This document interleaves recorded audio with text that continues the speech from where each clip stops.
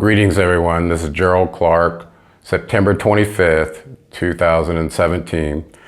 And I wanted to do a commentary on a couple of things, the first of which is all the hype over September 23rd. And many of you have asked me to comment on this astronomical phenomenon. And I've been a little remiss because anybody who's picking a date exactly, I usually question it. In this case, I think it's worth a little further investigation. So what I'm going to do is kind of walk through the biblical reference to Revelations 12 that talks about a constellation in the heavens. And just for you that are looking, I'm using the New International, very dog-eared version that I've had since about 1985. When I'll give a call out to him right now. He was my stick buddy in flight school. His name was Jim Addington, and I think he lived in Texas or was originally from Texas somewhere, but he gave me this New International Version Bible in about 1985, and I've read it many times. Anyway, so I'm going to read to you The Woman and the Dragon from Revelations 12, and I think you'll see the basis of the fear about September 23rd. But also, September 23rd, and I haven't pulled up the charts yet, but according to those who've been looking at it, the astronomical constellation of Jupiter at the feet of Virgo with the sun and the moon close by is supposedly just happened on September 23rd, okay? So listen to this. Revelations 12, New International Version. The Woman and the Dragon. A great and wondrous sign appeared in heaven. A woman clothed with the sun, with the moon under her feet, and a crown of 12 stars on her head. She was pregnant and cried out in pain as she was about to give birth. Here's the part where people think Nibiru is involved. Then another sign appeared in heaven, an enormous red dragon with 7 heads and 10 horns and 7 crowns on his head. His tail swept 1/3 of the stars out of the sky and flung them to the earth. The dragon stood in front of the woman. Notice the proximity, dragon in front of woman, who was about to give birth so that he might devour her child the moment it was born. She gave birth to a son, a male child, who will rule the nations with an iron scepter. Okay, and I'll just stop right there. Now, what does all that mean? Okay, for all those that are following end times prophecy from the Bible and Revelations, it tells them that in the heavens that this red dragon is here. Well, let's do a little bit of an analysis of that first. Okay, so the first thing I'm going to show you is an orbital chart. Actually, it's the orbital period for all the planets listed in days and years. I hope you guys can see that. In particular, let's look at Jupiter right here. Okay, you can see Jupiter comes around every 12 years. Okay? Cyclically. Now, from the account, it says that in the sign of Virgo, essentially, if you read this, the Virgin is Virgo. Okay, let's get a little bit oriented on that. Okay, so here's a zodiacal wheel, and you can see the different signs around the circle here. Okay, this just so happens to be my birth chart. And right here is the sign of Virgo, okay? And these little things all in here are all the planets, okay? So the first point was that Jupiter was in the constellation of Virgo and then it had a crown of 12 stars, okay? This woman had a crown of 12 stars. Well, if Virgo to put Virgo into its context, it's referring to the other constellations, of which there are 12. And you can see those around the wheel here, okay? Here's let's see, there's Virgo here. There's Aries up here, okay? And I think Capricorn is right here. There's Taurus, Gemini, Pisces, okay? And you get the idea. Oh, there's Capricorn here. Okay, so actually, Capricorn in my birth chart is right here, okay? Can you see that? That's Capricorn here. And look at all the crazy things that were in my house, my zodiacal house when I was born.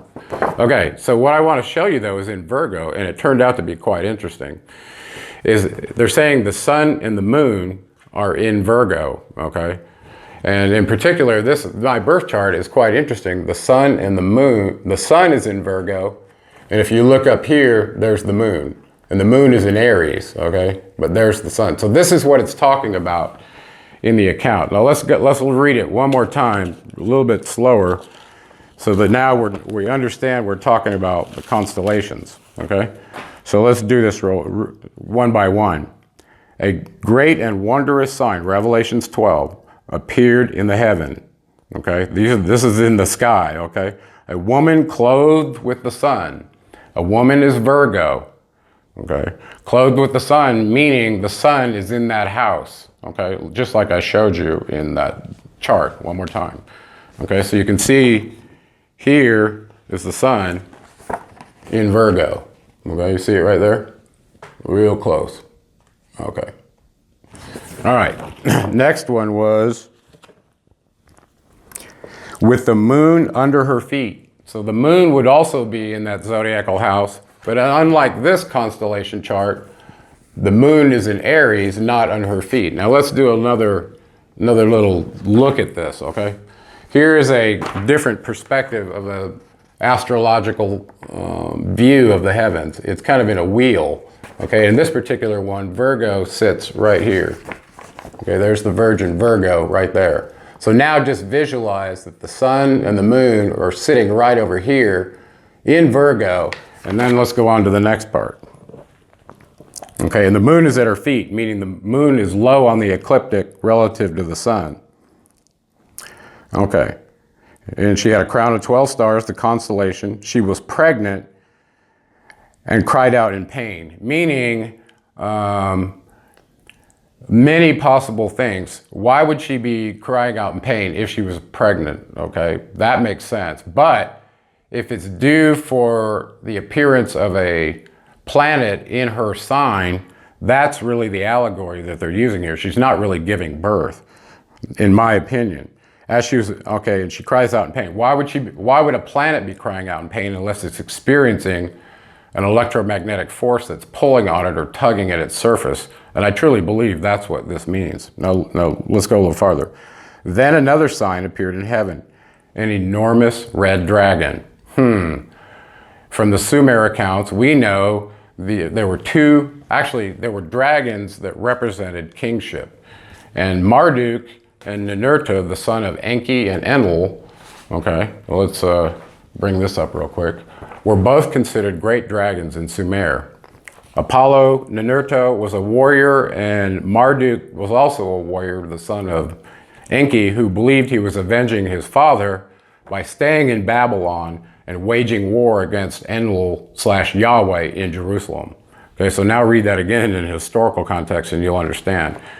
Okay, so here's a little document I have on the history of the dragon. Okay, it's very significant. I published a blog on this on my website, and also early on Facebook, I believe I posted this as well. But basically it talks about the history of the dragon and why this symbology is used in the heavens. Okay, now let me give you my interpretation of what this means. And you got to back up to my perspective relative to knowing who Yahweh Enlil is, the editor of this book that happened at the Council of Nicaea in about the 300 AD, okay? This is a conglomeration of Hebrew texts that were converted many times before they ended up into the New International Version, okay? And from those texts and my discussions with Mauro Bellino, it's quite clear that almost all of this was taken originally, especially the creation accounts, from the Sumer documents, the cuneiform tablets that can be found on Oxford Digital Library. I think it's CTSLI, I believe it is, .com. Okay, now with that said, and with that context, let's take some little advice from Enki in his anonymous message and assume that what's in Revelations is part of Enlil's battle plan. That's what he told us. Okay, let's try that hat on for a second.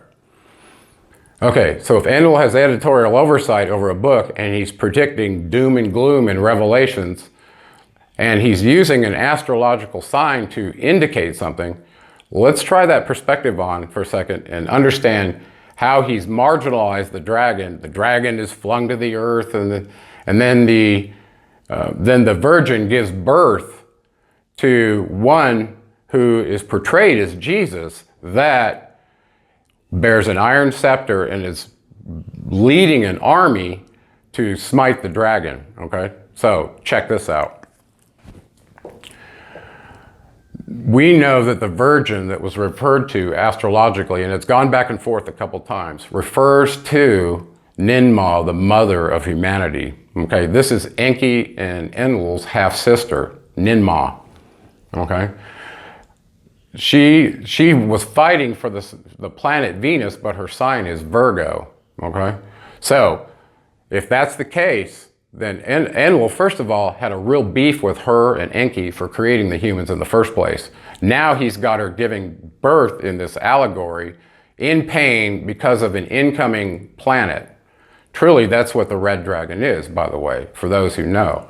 The fiery red dragon was the source of the winged disc symbol that the Anunnaki used and later the Egyptians used, okay, as their winged disc symbol, okay? Because when Nibiru shows up in the sky with its red oxide cloud and approximately 7 asteroids that are around it, this is the 7 that it's referring to in the Revelations account. Later on, it refers to 10 kings and 10 crowns. Well, that has to do with the old Roman Empire. There were 10 legions in the old Roman Empire, 10 provinces that made up that empire. Well, later on in time, when the resurgence of those happened, that's exactly what the EU is. And you have to understand that Marduk is in charge of that, okay? He's raising up the old Roman legions, and this is where it gets very murky with what's going on between Enlil, Marduk, and this virgin who's Ninmah. Okay, now this is the key to the whole thing, all right? Ninmah gave birth to a son with Enlil, his very first son, the warrior son, Ninurta. And if you look at my genealogy table, you'll see that. This is the key to this entire prophecy to understand that, okay?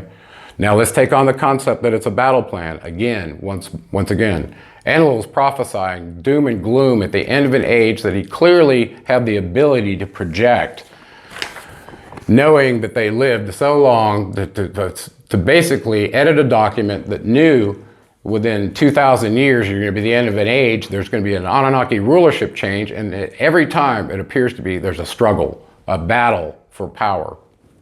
Okay, we're in that time right now because we entered the age of Aquarius actually several years ago. We entered the first degree of the age of Aquarius. What year was that? Okay. The age, okay. I lost it here for a second.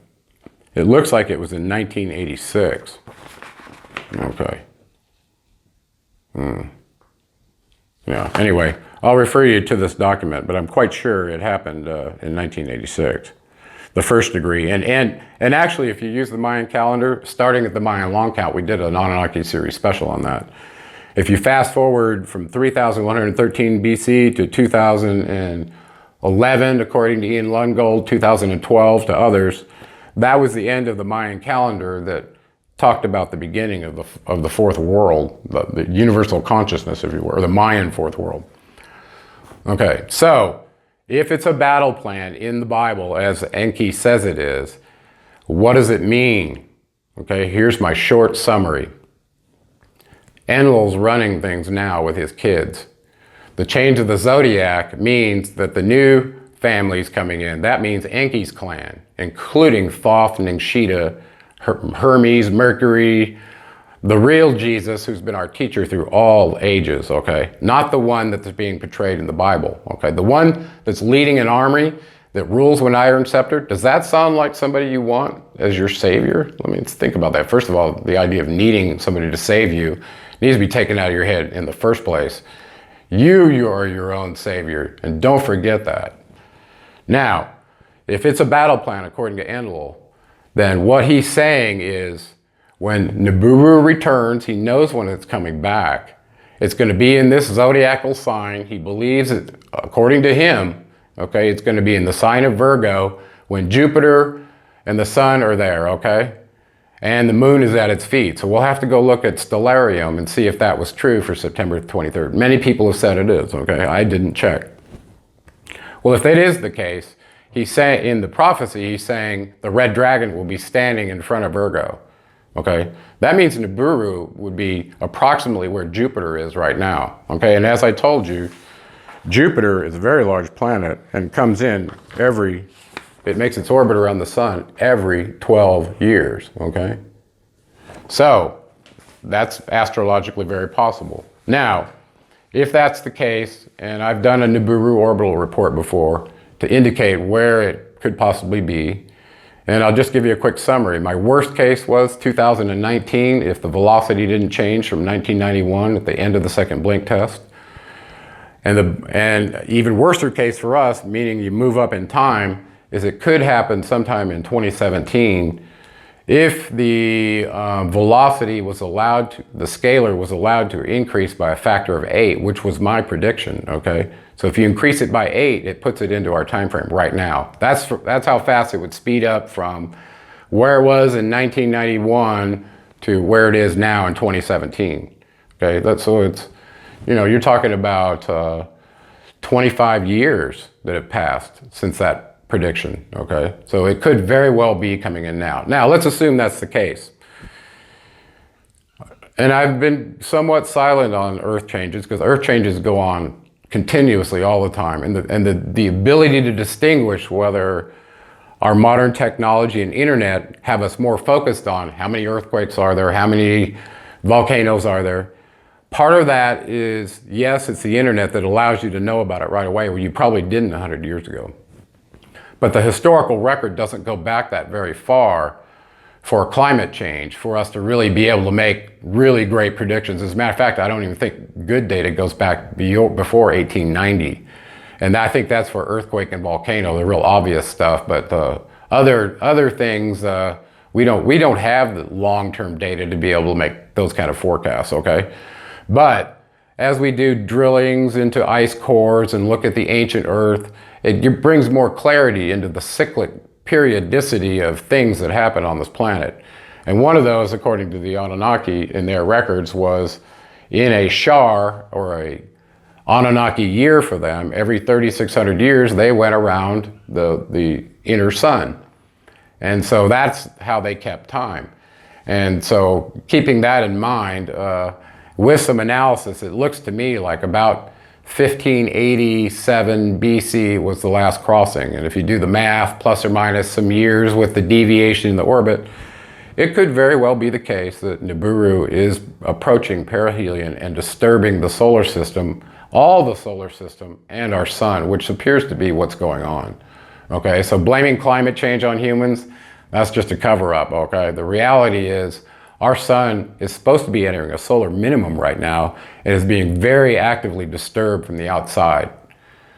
What's disturbing it, okay? Well, according to the record, it looks like there is a planet with 7 satellites around it that is approaching perihelion. We may or may not see it with chemtrailing and all the other things they've done to try to hide it. But I would say after 2 8.1 earthquakes and massive hurricanes, 2 category 4 or 5s that hit the United States in sequence, and they hit every year, okay? But the amount of damage that was done here, and is happening all over the world. Bangladesh is 1/3 underwater right now, okay? As are many parts of India and Asia. So whatever extreme weather is going on here, it's not just happening where our newscasters are seeing, it's happening all over the world. And there's a reason for that, and I do believe the sun does cause it, but what's disturbing the sun is an incoming very large planet that when I did the calculations on it in my 7 planet broadcasting, it was on my channel on YouTube, the first 6 shows, I believe it was, I took the VA-243 and said, well, you know, if they're calling that one their planet, how big is it? And consistently, 3 different attempts I looked at it, it turned out to be 66 times bigger than our Earth, okay? So it's about 4 to 5 times bigger than Jupiter.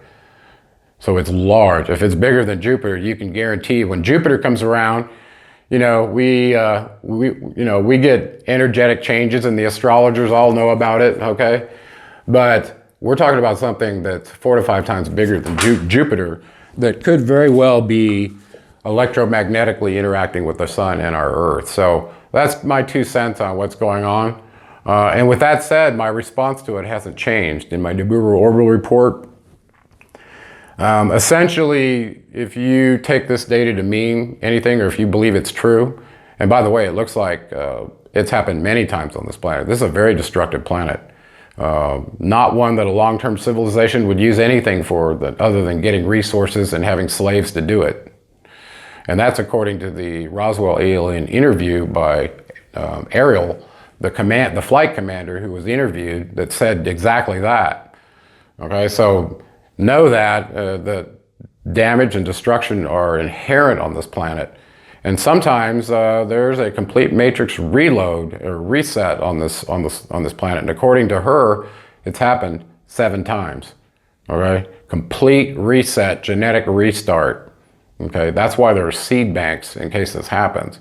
So I'm not here to scare you. What I want to do is take you to the edge of the Faustian cliff, where you face your fear of death. Okay, that's really what the idea of an incoming planet with its destructive power and its tail wiping 1/3 of the stars out of the sky. By the way, stars falling from the sky, we call them meteors. And I just saw a video yesterday on Reykjavik, Iceland, where a very interesting meteor was falling there, and there was another one in the United States. So it's like things are falling from the sky right now at kind of an unprecedented level. That or the internet's catching it. One or the other. You know, it's hard to know what the truth is. But when you see it for yourself on camera, you're like, is the debris field of Nibiru going to get swept to the Earth when it gets caught just right in our orbital path? It's possible. It's possible. And we could see it raining meteorites, not just a few, landing here every couple of days. And again, I'm not here to scare you. I want to take you to the edge of the cliff and make you realize that you are an eternal being. You are light of the sun, soul, spirit of the creator of all. And everything else is an illusion. And this material experience for you always ends in death. None of us get out alive. So face it now and start living. And what I've decided to do, when I discovered this information quite some time ago and published my report, I too was wrestling with being able to set goals, still live my life, do all the things that that you do, knowing your death is imminent. Well, old people deal with this all the time. If they've experienced close encounters with death, they start really living because they know their time is short.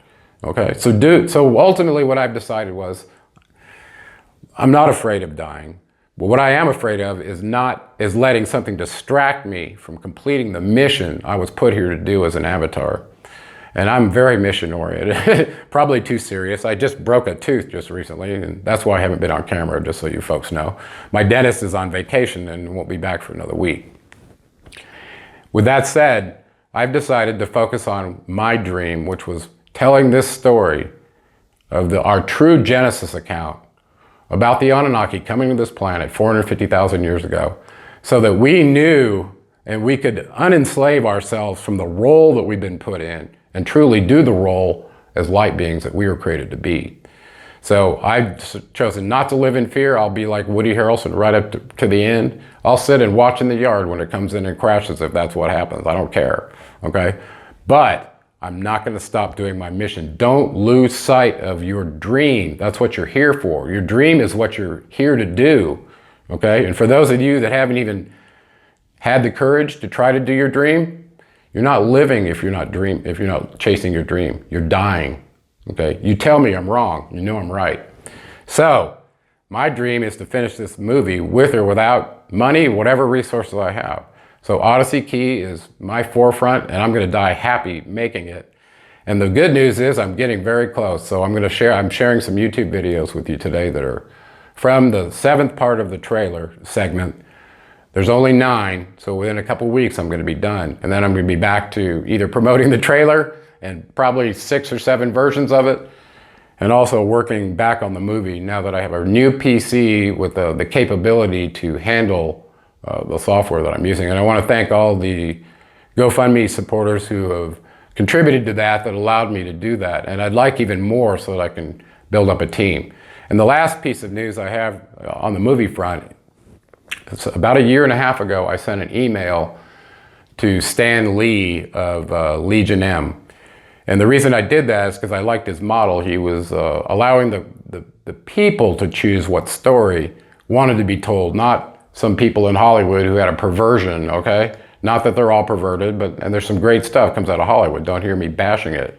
But it's very channeled, and I've experienced this firsthand. I have a screenplay, and I want to tell the story. And all these hoops you got to jump through to do that, unless you can animate it, tell it yourself, act it out yourself, and you have the resources to do it. It's very difficult. So about 1.5 years ago, I sent an email to Stan Lee, approaching him about what I'm doing.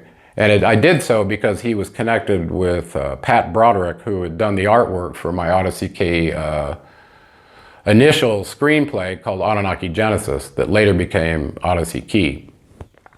Well, just recently I got turned back on to Legion M, and I truly believe after doing a GoFundMe campaign myself, I realized that what they're doing is a crowdfunding effort on steroids, and it exactly matches the model of what I'm attempting to do. So I got my fingers crossed. I'm going to reach out to Legion M one more time, and hopefully this time we end up on the docket and this project gets funded as one of the most important stories ever told for mankind. Thanks for watching, and this is Gerald Clark with 7th Planet Broadcasting, and we out.